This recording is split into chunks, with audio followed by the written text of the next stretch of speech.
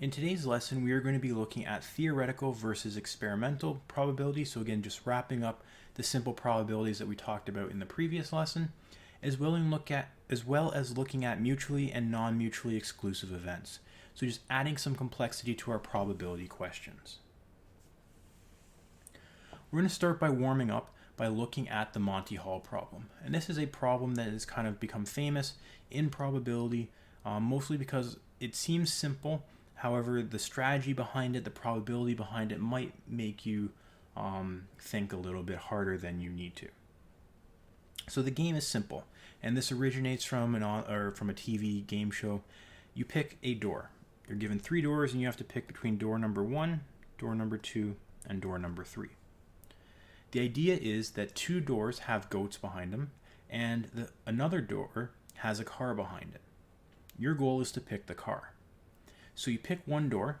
Let's say in this case we pick door number 1. What happens then is that the game show host will tell you that behind, say, door number 3 is a goat. And you are then given the option to stay or switch to the other door that wasn't opened. And that's the choice that's given to you. And then that is the game. And then if you switch and you get the car, you win. If it or whichever door you stay with, if it happens to be the car, you win. If it's a goat, you lose. So what strategy do you think is best? Is it staying with the door you picked, or is it switching to the door that you're offered? And again, you can try this, you can think about it, you can find some online simulations of this. So let's kind of play a couple games and see what happens. So I'm going to pick the first door. Again, I'm given the option to switch or stay. Let's stay. Well, I won. So far I would say good strategy is to stay. It seems to be working so far. Let's pick another door. Let's stay. Okay, I've lost. So now it's 50-50, and we can see our results over here. Let's stay again. I've lost again. I've lost again. Okay, I won. I've won again. So again, you can try this a couple times and see what works. Let's try switching and see what happens. So there I did 7 rounds and I won 3 and I lost 4. So let's switch. Okay, I won. Switch. I lost. I won. I won. I lost. I won. And I won. So this time switching, I did win a few more times than losing compared to when I tried the strategy of staying. So based on my small little experiment here, I might say that I want to switch more often than I stay. However, I didn't really do enough trials. I only did 7 of each, so maybe it's a little bit biased to the number of trials or experiments that I did. But again, the idea is to think about what strategy do you think would work the best. And we will come back and revisit this. So experimental versus theoretical. We've touched about this in the previous lesson. Basically, what we know so far, theoretical probability is the probability of an event occurring based on the set of possible outcomes. So again, what should happen. So it's all based in theory. Experimental probability is the probability of an event occurring based on what has happened in the past or by experiment. Basically, it's what did happen. Right. So those are the 2 simple probabilities. Theoretical, what should. Experimental, what did. We're going to look at another game or another interactive, and we're going to see how this all plays out or how the 2 connect. So we're going to play a game called the single coin flip. Basically, you're flipping a single coin. Heads you win, tails you lose, something along the lines of that. What is the theoretical probability of flipping a heads or a tails? Well, flipping a tails, there's 1 successful outcome over 2 possible outcomes, or 50%. What's the probability of flipping a heads? Same thing. There's only two sides to a coin. There's one side that's head out of two. 50% theoretical probability. So let's pull up the game and see if we play 10 times, what is the experimental probability? So we flip 10 times, 50-50. Perfect. We don't need to do this anymore. It matches exactly what we should have gotten. For sake of argument, let's try to find one here. Okay, so here we have 7 and 3. So this one works a little bit better just for what we're talking about, but again, it will make sense in the end. So what is the experimental probability? Well, if we go back to our note, the experimental probability of flipping heads was 7 out of 10 times, or 70%. And the probability of flipping a tail was 30, or sorry, not 30%, but 3 over 10. I'm getting ahead of myself. And this doesn't really match theoretically what should happen. Theoretically, it should be 50-50. But experimentally, I got 70-30. So it's not quite matching. So let's go back to the game and see what happens if I flip it X number of times. So I'm just going to let this run for a while and see what happens with the results. And again, you can try this on your own as well. You can let this run for as long as you want. I'm going to let it run for a while. So I'm going to simply just kind of jump away for a second and we'll come back into the video when it's quiet.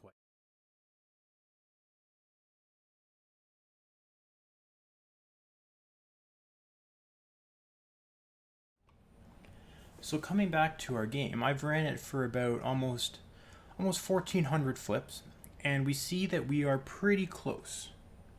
And if I were to look at this roughly, not quite exactly, might say it's about 50%, maybe just slightly above. Maybe about 51 to 49% for heads versus tails. A lot closer than the 70-30. And if I keep on playing this, right, keep on letting it flip, we can see that as they go up, they get closer and closer. They roughly fluctuate back and forth. And again, if you were doing this on your own, what did you notice? And we'll jump away. I'll leave it running. We may pop back to it just to see if anything changes. But what do we notice? And what we should have noticed is that as you do more trials or more experiments,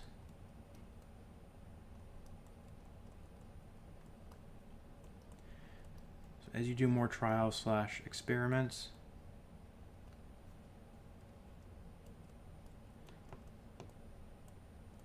the experimental probability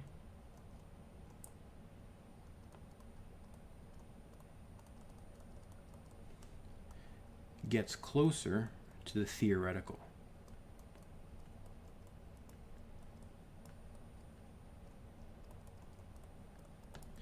And again, you may right off the bat, we saw in the one example, we did it right off the bat, we flipped 10 times, we got exactly 50-50. Maybe if you did 20, it wasn't quite 50-50.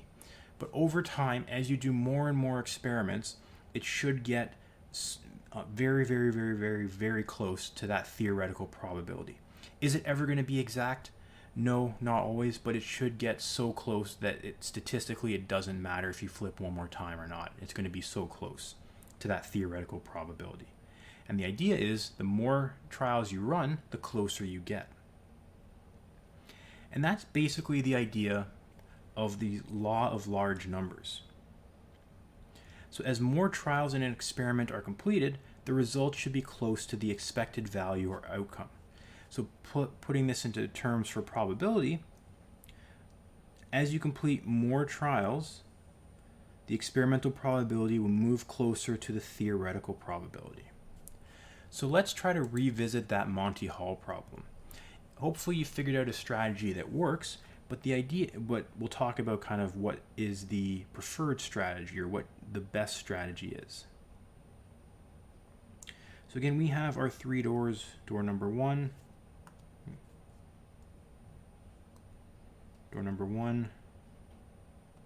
door number 2, door number 3. Again, we want to pick one door. So we're going to pick, say, door number 1. What is the probability that the car is behind the one door that we picked? Well, there's only one car and we've picked one door. So the probability that the car is behind this door is 1 out of 3. We only picked one door. The probability is 1 out of 3. What is the probability that the car is behind the 2 other doors that are remaining, or that are left over? Well, the probability that the car is behind these doors is 2 out of 3. It's 2 out of 3 chance that the car is behind one of these 2 doors. Or there's 2 possibilities where it could be behind this door, or these 2 doors. Let's say the game show host reveals that the goat is behind door number 2. And then I'm asked, do I want to stay or switch? How does that revealing of the door of the goat change the probabilities? Well, you might say, well, now it's 50-50. 1 for staying, or 1 if you switch, right? So there's two doors left. Probability it has to be behind one. It's a 50-50 chance. It doesn't really matter which one you pick. It's a coin flip. That's what you might think. However, keeping in mind that the original probability was 2 out of 3, or 2/3 chance that it was behind one of these 2 doors, if I know that the goat is behind one of them, that moves that probability of 2/3 over to the only other remaining door where we would switch to. So the idea is, or the strategy is, you should switch because there's a 2/3 chance that the car will be behind the door that you have to switch to, and a 1/3 chance that it'll be behind the door that you stay at. And if we bring up this simulation, again, if we want to play a couple times, you could see that, but we can repeat this for multiple times. So our strategy is to switch. Let's run this 200 times and see what happens. So I ran it 200 times, I won 130 times, and I lost 70 times. So very close to that 2/3 probability of winning if we switch. If we change it to stay, what do you think would happen? Well, based on our theory behind it, or kind of the math we just did, I should win 1/3 of the time. So we ran it. So here, 41% win to 59% loss. So that's actually pretty close. It's closer than that probability that we just got, or that we thought of theoretically. Again, we talked about law of large numbers. Let's chain this up to, say, or let's run it another 200 times. Does it get closer to that percentage, or that 1/3? It is. If we keep on running it, might stay. Again, if we keep on running it again. The idea is the more times we run it, it should get to that. Let's run it 1,000 times and see what happens. Hopefully we don't crash this.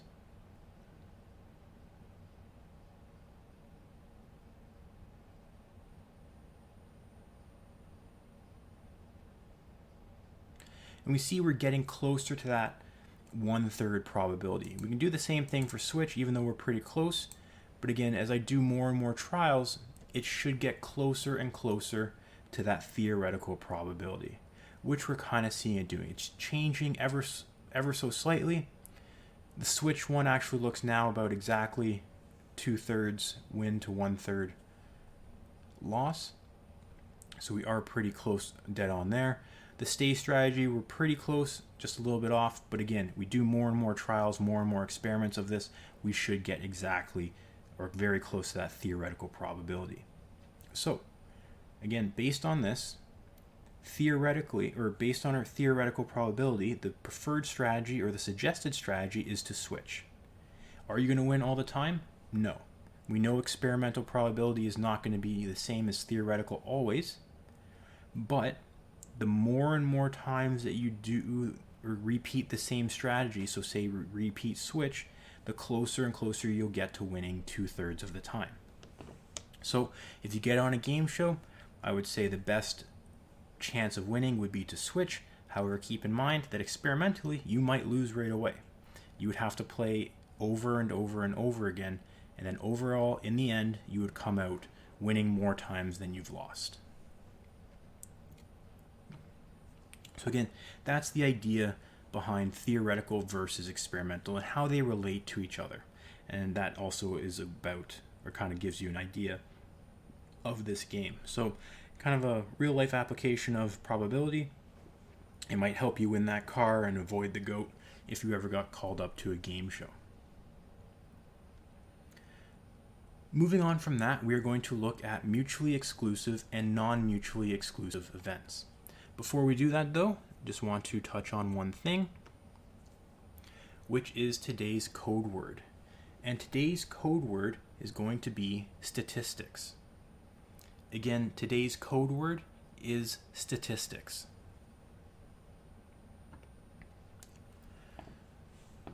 So, mutually exclusive events we're going to look at first, and mutually exclusive means events that cannot happen at the same time. So an example of this could be right and left turns, right? You can only do one or the other. You can't turn left and right at the same time. It's only one or the other. Even in odd numbers on a die, again, when you roll, you're only going to get one or the other. You're never going to get both. Winning and losing a game, again, you can't win and lose a game. It's either one or the other. We can see in this kind of diagram as well the idea of aces and kings in a deck of cards. Right? If I pull a card out of a deck, it could be either an ace or a king. It can never be one, it can never be both. They're two separate events, they're not connected in either way. So let's look at an example. And we're going to stick to the idea of cards. So in A, how many cards are clubs? Well, if we're not quite sure of a deck of cards has 52 cards. There are 4 suits, clubs being one of them. So there are 13 clubs in a deck. B, what is the probability of drawing clubs? Well, theoretically, the probability of drawing clubs, there are 13 successful outcomes divided by how many total possible outcomes. In this case, there are 52 cards. So the probability is 13 over 52, or 1 over 4, or 25% chance of drawing a club. C, what is the probability of drawing a spade? Well, even though we change the suit, the idea is not changing. It's still a suit, still the same as clubs. Drawing a spade, there are 13 spades out of 52 total cards, so it reduces to 1 over 4, or 25% chance. D is where it switches it up. What is the probability of drawing clubs or spades? So that's the key thing here, clubs or spades. So it may help if I kind of draw a sample space that we see similar to what we see over here. And the way that works is the entire box is going to contain all of my possible outcomes, which I know that there are 52. Each circle is going to represent an event. So in event A, we have clubs. In event B, we have spades. And everywhere else is all the other possible outcomes. Well, there are 13 clubs, 13 spades, and elsewhere there are 26 other outcomes that aren't in either of those two events. So looking at this, the probability of a club or a spade, if I look at this diagram, it might help me out a little bit. Again, what are the successful outcomes? In this case, successful outcomes are a club or a spade. There's 13 and 13, so there's 26 successful outcomes over 52 total possible outcomes, which can reduce to 1/2 or 50%. So in this case, the probability of drawing a club or a spade, which are two mutually exclusive events, is 50%. When we're dealing with mutually exclusive events, we can kind of follow this general formula. It's called the additive principle or the rule of sum, and this is what we use when we're dealing with mutually exclusive. And that, so basically, the probability of either two mutually exclusive events, A or B, is, and this is the general formula. Basically what it works out to, the probability of A or B, this little shape just means union, and what it's referring to is or. So the probability of A or B, so event A or event B, is equal to the probability of A, which is the probability of event A, plus the probability of B, or which PB, which is the probability of event B. So basically we're just adding up the two probabilities when they're mutually exclusive events. So I'm going to give you one example to try on your own. Example 2, what is the probability of randomly picking a Connery or a Dalton movie from the following James Bond movie collection? So again, you have your table here with the different movies. Again, I know it's outdated, but based off of this table alone, what is the probability of randomly picking a Connery or a Dalton movie? So I'm going to give you a chance to try this one on your own, and we'll come back with the answer.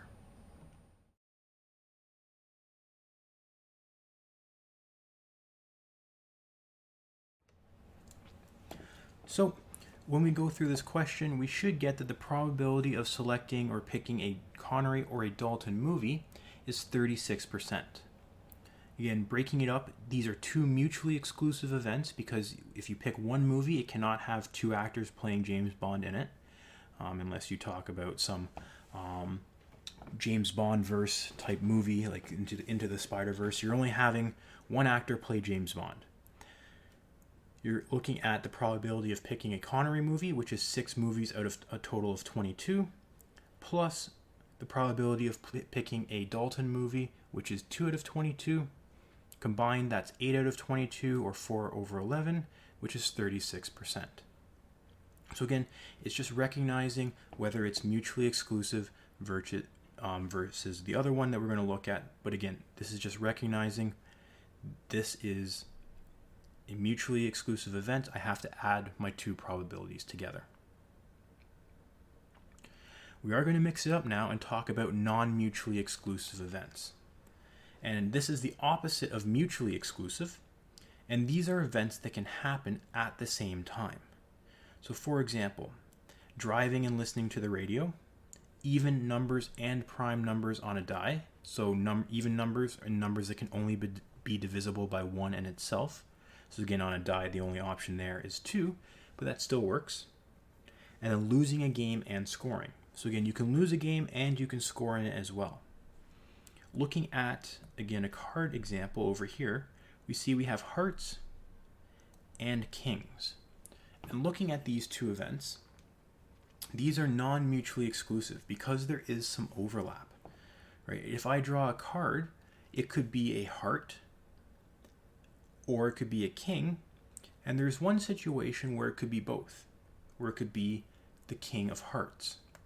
So again, that's an example of non-mutually exclusive events, where they can happen at the same time. So let's look at an example of that. So again, we're going to look at cards. How many cards are diamonds? So similar to the last question where we dealt with cards, 13 cards are diamonds. What is the probability of drawing diamonds? Well, the probability of drawing diamonds, we talked about, again, it's the same for every suit. 13 out of 52, which is 1 over 4, which is 25%. C, how many face cards are there? Again, a face card is a jack, a queen, or a king. In this case, there are 3 face cards per suit. There are 4 suits, so there are 12 face cards.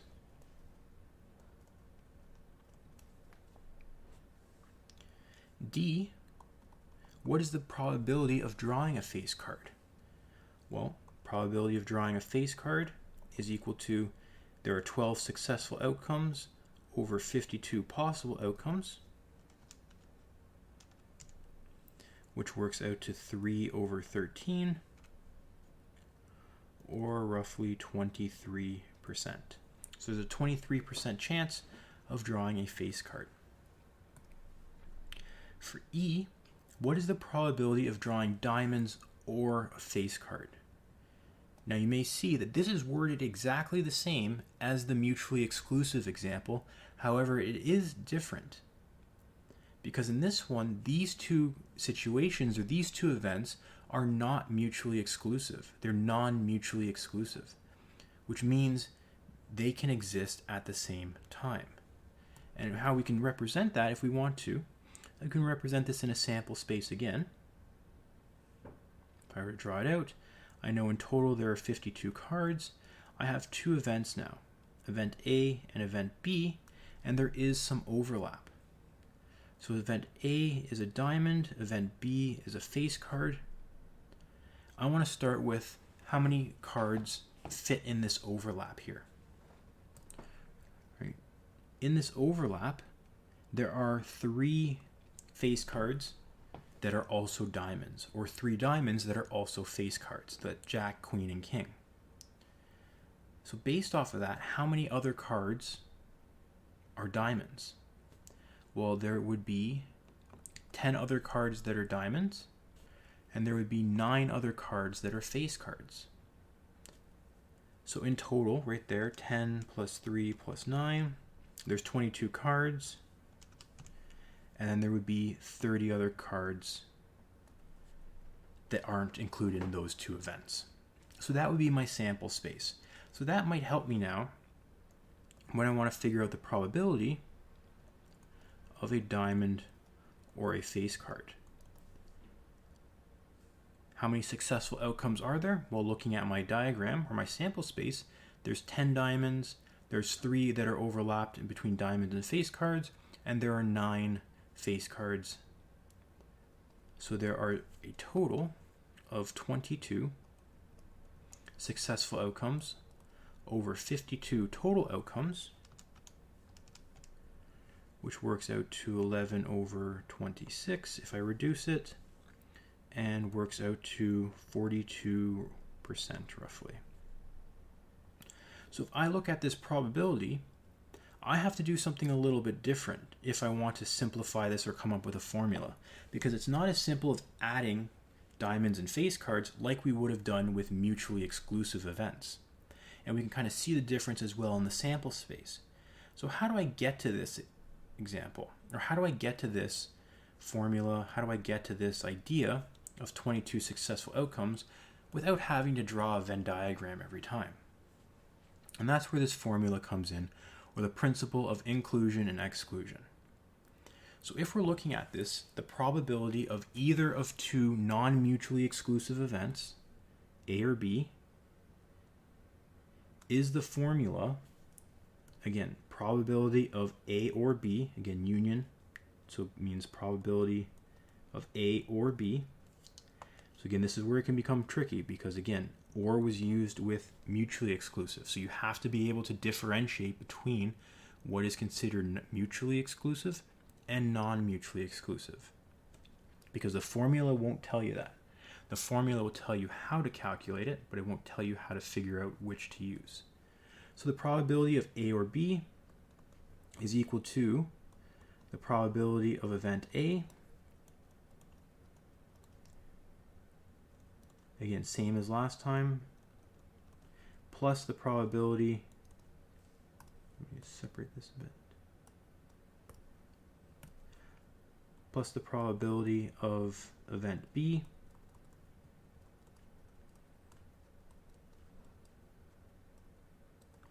and here is something new.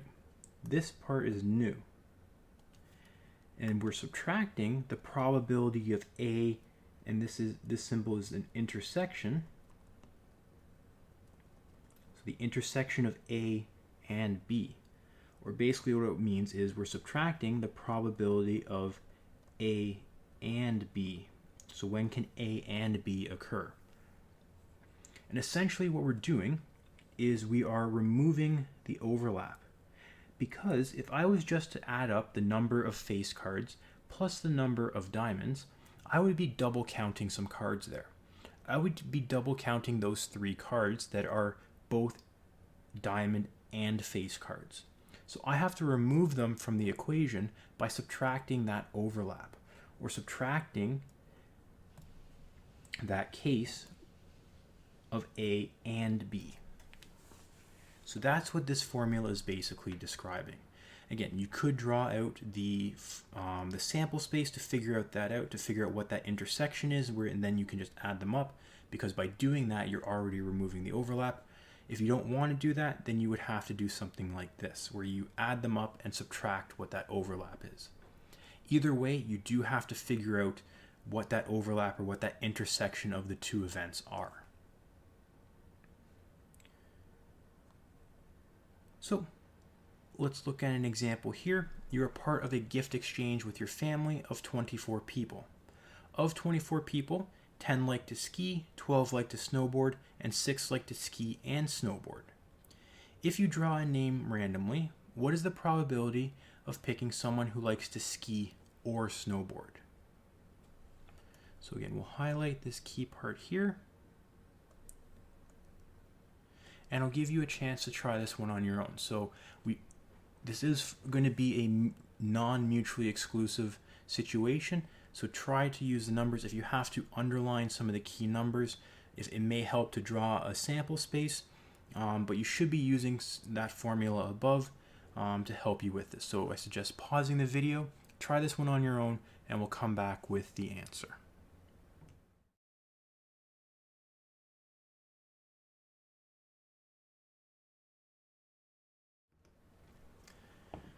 So coming back to our question, again, the key things here are that there are 24 total people, 10 like to ski, 12 like to snowboard, and 6 like to ski and snowboard. So there's a couple things we have to take into consideration. And thinking about this, again, we already mentioned that this was a mutual or a non-mutually exclusive, because you can like to ski and you can like to snowboard at the same time. You're not going to do both at the same time, but you can like both. So that means this is non-mutually exclusive. So we do need to account for the overlap when we're dealing with these probability questions. Again, there's 2 different ways you can look at it. On the one side, I've drawn the sample space over here. We can see that if looking at skiing and snowboarding, I know that the overlap is 6. I'm told that the overlap is 6. So that means that out of the 10 people that like to ski, 6 of them also like to snowboard. So 10 minus 6 gives me 4 people that only like to ski. Of the 12 people that like to snowboard, 6 of them also like to ski. So I'm going to remove 6 from 12, and it leaves me with 6 people that just like to snowboard. Adding all those up, I get 16. There's 8 people that don't like to do either. Gives me a total of 24 total people at this gift exchange. So keeping in mind, there can be people or can be individuals or events or outcomes that are not included in either event that we're looking at. So you could look at these, add these up. Well, 4 plus 6 plus 6 is 16 out of a total of 24, 16 over 24. From the formula, adding the probability of someone that snowboards, which is 10, or skis, sorry, which is 10 out of 24, plus the probability of snowboarding, which is 12 out of 24, minus the overlap, so minus the people that like to do both, ski and snowboard, so minus 6 out of 24. I still end up with the same answer of 16 over 24, reduced to 2/3, which equals 66.7% roughly. So the probability of picking someone who likes to ski or snowboard is 66.7%. Again, key thing is reading the question and understanding what it's asking, because you could look at it and it may look almost virtually identical to a mutually exclusive situation. However, there is a difference in what we have to do when we're calculating the probability. So it is helpful to read through the question, reread it, highlight information, underline information, color code things, whatever you need to do to help you pick out the correct formula or the correct concept. So moving into a wrap up, we're going to jump back to the games fair and we're going to look at a single card flip game. And from the instructions, we're going to want to kind of identify which events are mutually exclusive and which events are non-mutually exclusive. So we're going to go jump back to that. And before we do that, we can actually see that we've kept this thing running pretty continuously. And if we stop it, you can see that after almost 2,600 flips, we are pretty much 50-50. We're off by about 20, but again, in the grand scheme of things, we're pretty close to 50-50. And again, if we let this run, it may not be exactly 50-50, going back to that theoretical versus experimental, but we'd be pretty close. So let's jump into the single card flip game. So these are the instructions. So these are the options. I will get 15 points if the card flips over as a club or a spade between 2 and 10. I'll get 25 points for a spade or a face card. And I will get 100 points for the ace of spades. So which of these events, these three events here, are considered mutually exclusive, and which ones are considered non-mutually exclusive? And thinking about it, if we go through and we look at the events, so club or a spade between 2 and 10. So is there any overlap here? Well, a card can't be a club and a spade. Right? Numbers, again, are separate. And we're talking about a club between 2 and 10 and a spade between 2 and 10. So this would be mutually exclusive. This would be mutually exclusive because I can't have a club / spade 6. Right? It's going to be one or the other. For this one down here, the next one, spade or a face card, or spade and a face card. So this one would be non-mutually exclusive because I can have a spade and I can have a face card. If we're reading the instructions correctly. Again, it might just depend on the wording. And again, 100 points for the ace of spades. This one's mutually exclusive. There's only one ace of spades. It's not going to overlap with anything. And again, you can try to calculate what is the probability for each outcome. But the idea is you're just going to play the game a bit and see what you get. Okay, so we got the ace of spades there. We got 100 points.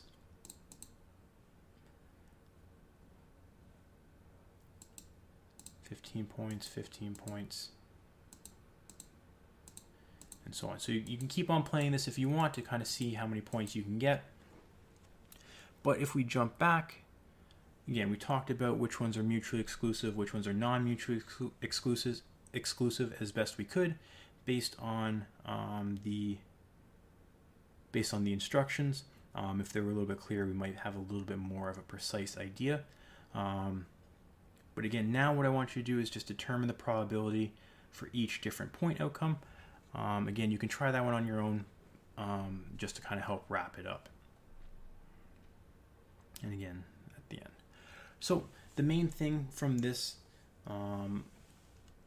lesson is you understand the difference between theoretical and experimental probability, how they relate to each other, how they're how they connect, aside from how they're different. The law of large numbers, which kind of applies to that, and looking at the difference between mutually exclusive and non-mutually exclusive events. So being able to distinguish between the two, and also then be able to calculate each of them. If you need to construct a sample space or a Venn diagram to help you with that, or you can just use the formulas, whichever works best for you. But again, those are the main concepts that you should have gotten out of this lesson.